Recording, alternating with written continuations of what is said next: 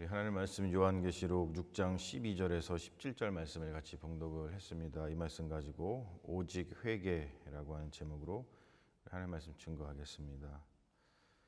여섯 번째 봉인이 해제되는 장면인데요. 우리가 지난번에 살펴봤듯이 봉인은 이제 7개이지만 7개 중에 첫 번째에서 네 번째 봉인은 감춰진 역사, 로마 제국의 불의한 역사, 죽음의 체제 이런 것을 폭로하는 봉인, 감춰져 있던 것이 이렇게 열어지니까 감춰져 드러나는 거죠. 그리고 다섯 번째부터 일곱 번째 봉인은 그 불의한 역사, 그러니까 로마 제국의 불의한 역사, 죽음의 체제에 대한 하나님의 반응, 하나님의 대응, 그것이 또 이렇게 드러나요. 우리가 잘 모르잖아요. 하나님이 어떻게 대응하시는지, 감춰진 불의에 대해서 하나님 어떻게 대응하시는지 사실 우리가 잘 모르는데 이런 말씀을 통해서 우리가 알게 되는 것이죠. 자, 12절에 보면은 여섯 번째 봉인이 이제 개봉될 때에 이러한 일이 벌어졌다라고 표현을 하고 있어요. 자, 한번 보면 이렇죠. 큰 지진이 나며 해가 검은 털로 짠 상복같이 검어지고 달은 온통 피같이 되며 하늘의 별들이 무화과 나무가 대풍에 흔들려 설익은 열매가 떨어지는 것 같이 땅에 떨어지며 하늘은 두루마리가 말리는 것 같이 떠나가고 각 산과 섬이 제 자리로 옮겨짐에 이렇게 표현합니다. 자, 보세요. 지진, 해, 달, 별, 하늘, 산, 섬 이런 거대한 것들을 지금 이야기하고 있습니다. 이것들은 우리가 보면은 그냥 그대로 있는 거잖아요. 뭐 인간이 어떻게 한다고 해가지고 움직여지거나 또는 그것이 어떻게 변하지 않습니다. 우리 인간의 어떠한 그 힘, 그런 범위를 넘어서는 것들인데 이걸 통해 가지고 하고 싶은 말이 뭐냐면은 원래의 그 질서가 이렇게 자리 잡혀 있었었는데 그 질서가 지금 무너지고 있는 거예요. 자, 이 질서가 어떤 질서겠어요? 로마 제국이 어떤 힘 있는 사람들이 세워놓은 그러한 질서겠죠. 그런데 그 질서가 불의한 질서고 그 질서가 죽음의 질서면 어떻게 해야 되겠습니까? 그 질서를 붕괴시켜야겠죠. 자, 그 일을 누가 하신다? 하나님께서 하신다라는 것을 이러한 표현을 통해서 하나님의 현현 그리고 하나님의 어떤 종말, 심판 이런 걸 나타낼 때 표현하는 문학적인 표현들입니다. 에스겔 38장이라든지 이사야 50장, 뭐 요엘 2장 우리가 잘 아는 구약 성경의 그 선지서에 보면은 같은 표현들이 나오죠. 요한이 이제 그러한 표현들을 당연히 알았고 그것을 빌려서 이런 것들을 표현을 하고 있는 거겠죠.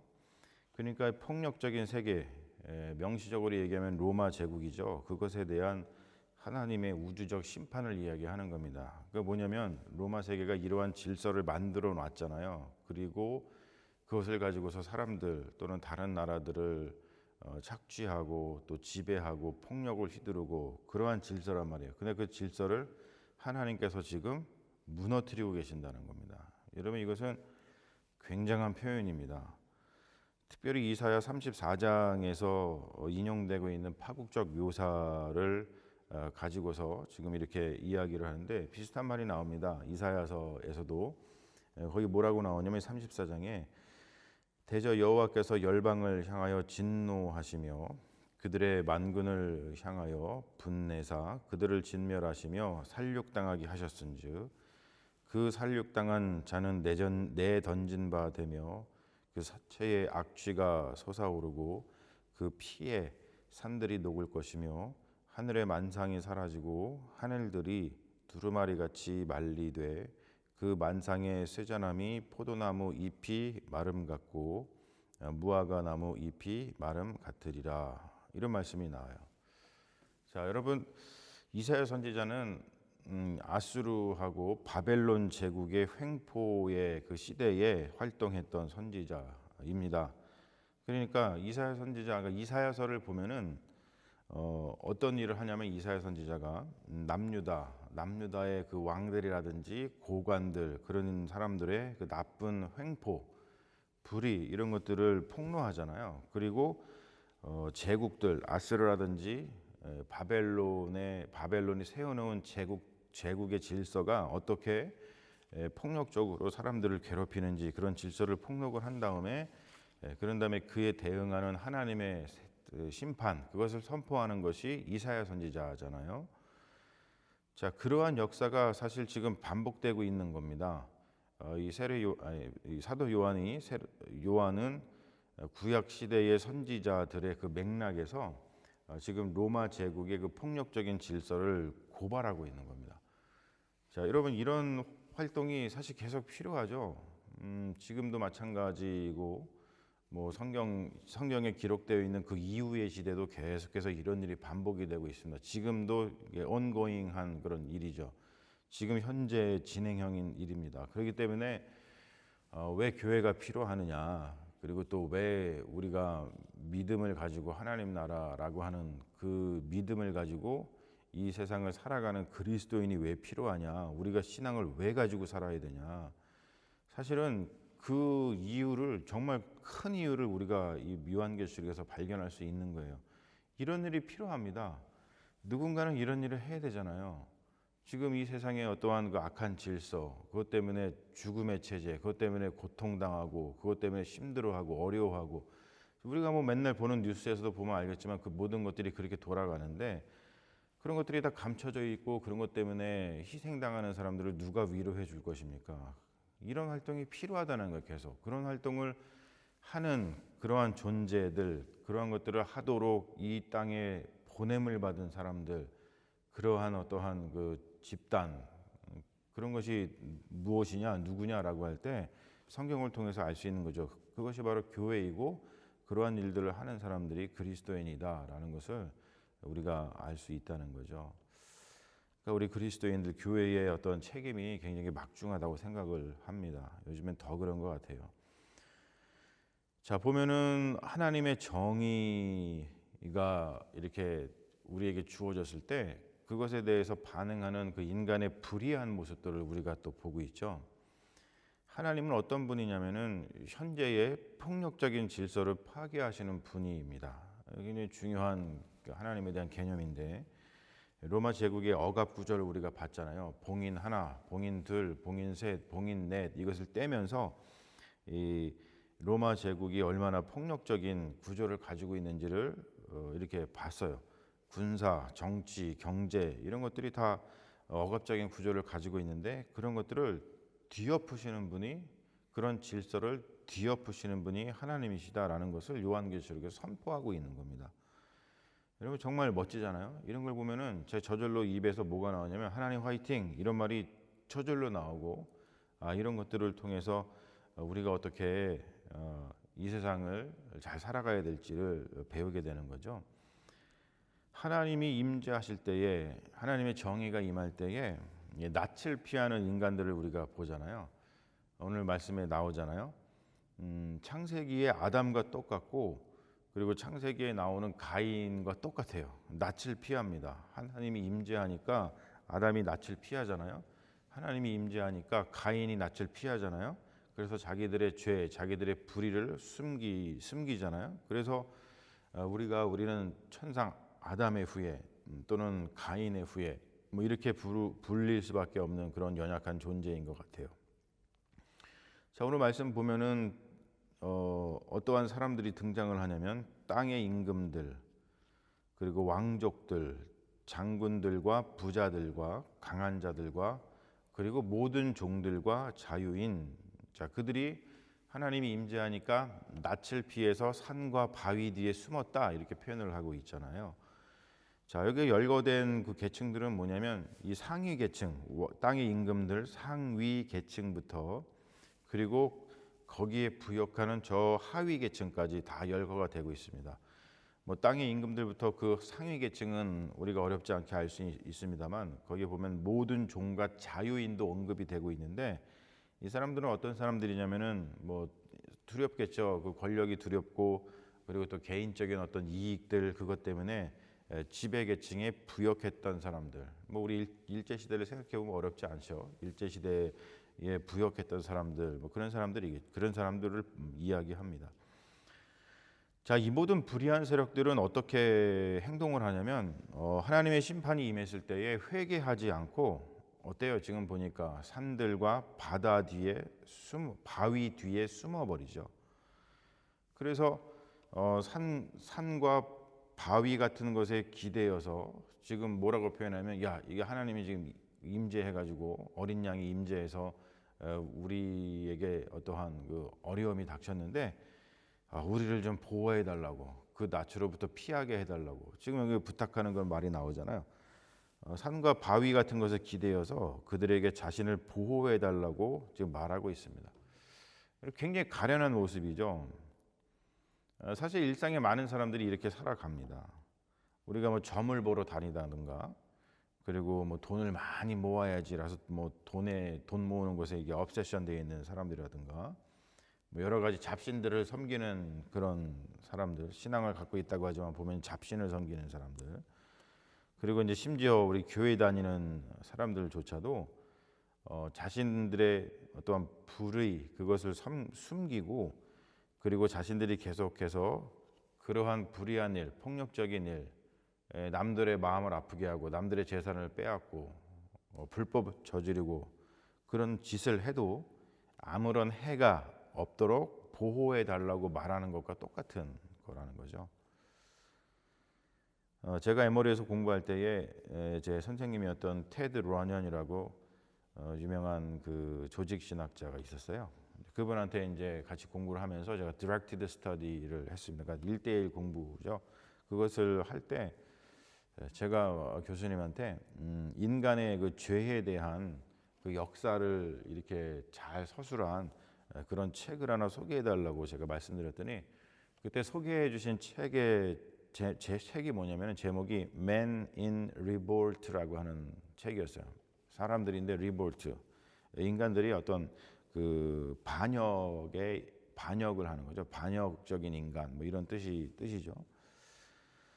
바로 이런 겁니다. 하나님의 정의에 올바로 반응하지 못하고 반역, 리볼트하는 거예요. 리볼트.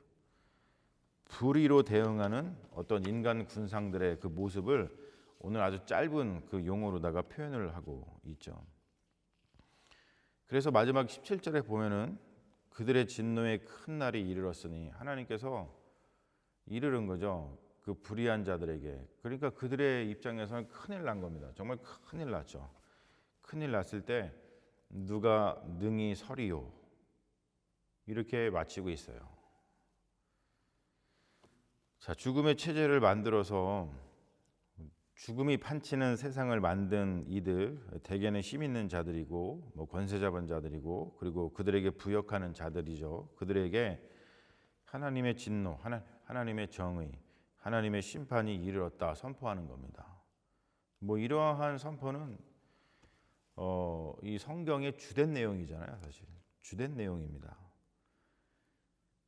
하지만 그 심판이 이르렀을 때 누구도 하나님의 심판을 피할 수 없다라고 선포하는 겁니다. 누가 능히 서리요. 자, 여러분 그럼 어떻게 해야 될까요? 오늘 말씀이 그걸 가르쳐주고 있는 거예요. 어떻게 해야지만 아무도 피할 수 없는 하나님의 그 심판을 우리가 넘어설 수 있는가? 우리 개신교에서는 이 종교개혁을 통해서 이런 이야기 많이 듣죠. 종교개혁 때 이제 마틴 루터가 했던 그 이야기를 통해 가지고 우리가 오직 은혜, 솔라 그라치아, 그리고 오직 믿음, 솔라 피데, 그리고 오직 성경, 솔라 스크립추라, 너무나 유명한 구호입니다. 그래서 우리가 오직 은혜, 오직 믿음, 그리고 오직 성경, 뭐 이러한 기치 아래서 이러한 구호 아래서 우리 개신교인들이 많이 신앙생활을 하고 있죠. 그런데 우리는 오늘의 말씀의 제목처럼 오직 회개, 솔라 피노텐시아라고 하는 이 말을 우리는 잘 모르는 것 같아요. 그러니까 제가 공부를 하면서 좀 의아했던 거죠. 그리고 또 이렇게 말씀을 보면서 의아한 게 뭐냐면 루터를 공부해 보면은 그 마틴 루터 종교개혁을 일으켰던 그 마틴 루터, 그래서 오직 은혜, 오직 믿음, 뭐 오직 성경 뭐 이런 이야기를 했던 이 마틴 루터가 한 일은 너무나 뭐 유명하고 너무나 잘 알려져 있고 그리고 너무나 중요한 일들을 했습니다만 루터의 인생을 보면은 그분이 어떤 일을 했냐면 굉장히 인간의 그 죄성에 대해서 깊은 성찰을 했습니다. 그리고 자기 자신이 죄의 문제 때문에 굉장히 괴로워했어요. 그리고 그 문제를 해결하기 위해서 하루에도 수십 번씩 고해성사를 했을 정도로 죄의 문제에 민감했습니다. 굉장히. 여러분, 근데 그런데도 불구하고 이 루터라는 분이 솔라 피너텐시아라고 하는 오직 회개라고 하는 이 용어를 오직 은혜, 오직 믿음, 오직 성경과 이렇게 어깨를 나란히 하지 않은 것이 굉장히 좀 저는 의아했습니다. 이게 제가 이제 어떤 신학자로서 루터에게 이렇게 질문하는 클레임이에요. 루터 선생님이 여기 내 앞에 있다면 물어보고 싶어요.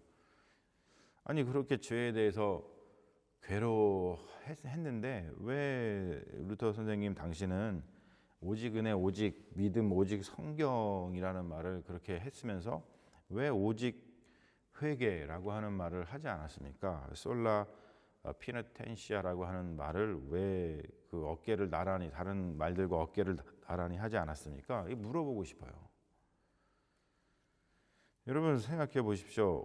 회개하지 않은 상태에서 은혜를 입는 것이 무슨 소용인가? 이걸 뒤집으면은 우리가 은혜를 입었을 때, 우리가 믿음을 가졌을 때 마음을 바꾸지 않고 우리의 행동을 바꾸지 않고, 다른 말로 표현해서 오늘 나오는 그 용어를 사용하자면 우리가 가지고 있는 그 질서가 있죠. 그 질서를 바꾸지 않는 것이 무슨 소용인가? 우리가 살아가는 그 질서가 있는데 그 질서가 우리에게 구원을 주지 않고 그 질서가 우리에게 고통을 주고 그것이 우리를 죽음에 이르게 하는 질서예요. 근데 우리가 은혜를 입었고 우리가 믿음을 가졌는데 근데 그 질서를 뒤엎지 않으면 이게 회개잖아요. 메타노이아. 어떠한 질서가 있는데 그 질서대로 살다가 그 질서를 뒤엎어서 다른 질서로 향하는 것. 그것이 메타노이아입니다. 그러지 않으면 이게 무슨 소용이 있는가? 회개가 정말 중요하다는 것이죠. 그래서 성경에도 보면은 복음서에서도 보면은 이 회개에 대한 이야기를 많이 하잖아요. 정말 그 메타노이아, 회개라는 말이 엄청나게 많이 나옵니다. 그런데 왜 루터는 솔라 피너텐시아라고 하는 이 오직 회개라고 하는 말을 왜 얘기하지 않았을까? 우리가 좀 요거를 좀 이렇게 묵상해 볼 필요가 있습니다. 시리어스하게 한번 생각해 볼 필요가 있어요. 왜 그러냐면 여러분, 오늘 말씀에 의하면 누가 이렇게 하나님의 진노의 날이 이르렀을 때 누가 능히 서리요, 누가 능히 그 진노를 피할 수 있는가라고 질문하는 거죠. 자, 그랬을 때 뭐라고 답을 주고 있느냐면 심판을 피하는 길, 하나님께서 임재했을 때, 하나님의 진노가 이르렀을 때 피할 수 있는 길은 오직 회개하는 데서 온다는 거예요. 여러분, 이거는 우리가 잘 아는 복음서에서도 핵심이잖아요. 핵심. 그 세례 요한이 계속 이야기했던 것이고 예수님께서도 계속해서 이 말씀을 하시잖아요. 즉 그러한 불의를 버리고, 회개라는 것은 뭐냐면 그러한 불의와 폭력을 버리고 어린 양처럼, 이 요한계시록의 용어죠. 어린 양처럼 하나님의 심장을 가지고 사랑하면서, 그리스도처럼 사랑하면서 그렇게 살아가는 것이죠. 그게 회개입니다. 그러니까 다른 말로 표현하자면 로마 제국의 시민이 아니라 하나님 나라의 시민이 되는 것이다라고 표현하는 거예요. 여러분, 우리가 이런 의미들, 하나님 나라의 시민이 되는 것이 무엇인가, 그런 의미들을 관념적으로 생각하지 말고 좀 이렇게 실제적으로 생각할 필요가 있는데 바로 이런 거라는 거예요. 회개. 우리가 로마의 시민, 즉 뭐냐면 로마의 시민으로 살아간다는 건 로마가 만들어 놓은 그 질서대로 그 질서에 순응해서 살아간다는 뜻이겠죠. 그런데 하나님 나라의 시민으로 살아간다는 건 그 로마가 세워놓은 질서를 뒤엎은 다음에 하나님께서 우리에게 주시는 그 질서, 그 생명의 질서, 죽음의 질서가 아닌 그 생명의 질서를 나의 삶의 원리로서 살아간다는 거예요. 그게 하나님 나라의 시민이 된다는 뜻이죠. 그러니까 우리가 어떤 영토가 로마 제국의 영토가 있고 이 땅에, 그리고 뭐 이 땅에 하나님 나라의 영토가 있고, 또는 뭐 우리가 되게 이렇게 생각하잖아요. 지금 이 나라는 그냥 뭐 다 로마 제국 같은 땅이고 왜 하나님 나라는 죽어서 가는 곳이야, 이렇게 얘기해 버리고 마는데, 여러분 그렇지 않은 거죠. 하나님 나라의 시민으로 살아간다는 건 내가 지금 이 땅에서 누가 제시하고 있는 질서를 가지고서 내가 살아가느냐의 문제입니다. 그러한 회개는, 하나님 나라를 살아갈 수 있는 그런 회개는 하나님의 은혜와 그리스도를 향한 믿음에서 오는 것이죠. 우리가 은혜를 입었는지 또는 우리가 믿음을 가졌는지에 대한 그 척도, 바로미터라 그러죠. 그 척도는 회개라는 거예요. 회개. 그러므로 여러분, 이 말씀을 좀 꼭 기억하셨으면 좋겠어요. 의인이란 뭐냐면, 의인이란 죄를 짓지 않는 사람이 아니에요. 우리 인간이 어떻게 죄를 짓지 않아요. 다 우리가 부족한데. 그래서 로마서에서도 사도 바울이 계속 이야기하잖아요. 의인은 한 명도 없다. 의인은 죄를 짓지 않는 사람이 아니라 죄를 지었을 때 은혜와 믿음 안에서 회개한 사람, 그것을 의인이라 얘기합니다. 그래서 우리 시편에서도 보면은 특히 그 다윗 같은 경우를 의인이라고 표현을 합니다. 성군으로 이야기하고, 그 이유는 뭡니까? 다윗이 죄를 짓지 않아서요? 큰 죄를 지었죠. 그런데 하나님의 심판이 임했을 때 나단 선지자가 가가지고 당신 죄인이요 라고 얘기했을 때 은혜와 믿음 안에서 그 마음을 돌이킨 사람 아니에요? 회개한 사람입니다. 그러면 죄인은 뭔가? 죄인은 단순히 죄를 지은 사람이 아니라, 죄를 지었으니까 너 죄인이야 이렇게 끝나는 것이 아니라, 죄를 지었을 때 은혜와 믿음 안에서 회개하지 않는 사람을 죄인이라고 얘기합니다. 회개는 하나님 나라로 들어가는 발걸음이에요. 우리가 잘 아는 누가복음 15장에 보면은 탕자의 비유를 한번 생각해 보십시오. 아버지의 은혜와 사랑이 그를 회개, 즉 뭐냐면 발걸음을 돌이켜서 아버지의 집으로 향하게 하잖아요. 회개는 하나님 나라로 들어가는 발걸음이라는 거예요. 짐승을 숭배하는 불의한 자들, 폭력적인 제국이죠. 불의한 자들, 회개하지 않는 자들, 그들에게는 미래가 없다라고 요한계시록에서 선포하고 있습니다. 하지만 의인, 이런 폭력에 맞서는 자들, 그런 폭력을 끝내는 자들, 하나님 나라를 사는 사람들, 하나님의 그 심장을 가진 사람들, 다른 말로 표현해서 회개한 사람들, 메타노이아, 새로운 질서, 하나님의 질서를 받아들이는 사람들, 그런 사람들에게는 미래가 있다는 거예요. 그것이 요한계시록의 복음입니다. 여러분, 우리가 오늘 정말로 중요한 이야기를 한 거예요. 특별히 솔라 피노텐시아, 오직 회개. 우리가 교회 다니면서도 오직 은혜, 오직 믿음, 오직 성경, 이런 이야기는 엄청나게 많이 들었어요.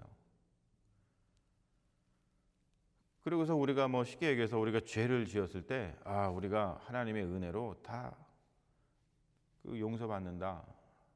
우리가 믿음을 가지고 있으면 뭐 우리가 죄 지어도 그냥 다 뭐 용서받는다. 뭐 이런 식으로다가 생각을 하고 말이죠. 하지만 여러분, 그렇지 않다는 거예요. 솔라 피노텐시아, 오직 회개. 정말 중요한 포인트입니다. 우리 요한계시록이 우리에게 가르쳐주고 있는 정말 중요한 포인트입니다. 오직 회개, 솔라 피노텐시아. 뭐 이 라틴어는 우리가 어려우니까 외우지 못한다 할지라도 오직 회개라는 말은 우리가 마음속에 담을 수 있죠. 자, 주님이 현현하셨을 때, 주님의 심판이 임했을 때 그것을 피할 수 있는 길은 회개밖에 없다는 겁니다. 여러분, 이것이 무엇을 의미하는지 우리가 좀 많이 묵상했으면 좋겠어요. 많이 묵상했으면 좋겠습니다. 그래서 우리가 이 땅을 살아갈 때 죽어서 천국을 가는 것이 아니라 이 땅에서 우리가 하나님 나라로 들어가는 거죠. 회개를 통해서 어떠한 질서를 따르고 있는가. 이 솔라 피노텐시아 오직 회개를 통해서 하나님 나라, 하나님의 질서, 하나님께서 우리에게 주시는 그 사랑과 은혜와 그리고 생명의 그 질서 안에서 하나님 나라를 이미 살아가시는 그런 복된 주님의 자녀들이 되시기를 주님의 이름으로 축원합니다. 아멘. 우리 잠시 기도하겠습니다. 아버지 하나님, 오늘 요한계시록의 말씀을 통해서 너무나 당연한 거고 또 너무나 우리가 많이 접한 거지만 하지만 그것을 좀 심각하게 생각해 보지 않았던 그런 문제들을 다시 한번 짚어볼 수 있도록 인도하시니 감사합니다. 오직 은혜, 오직 믿음, 오직 성경 이런 것들은 우리가 너무나 잘 알고 있는데 오직 회개에 대한 신학적인 묵상 그리고 신앙의 결단 이런 것이 참 부족합니다.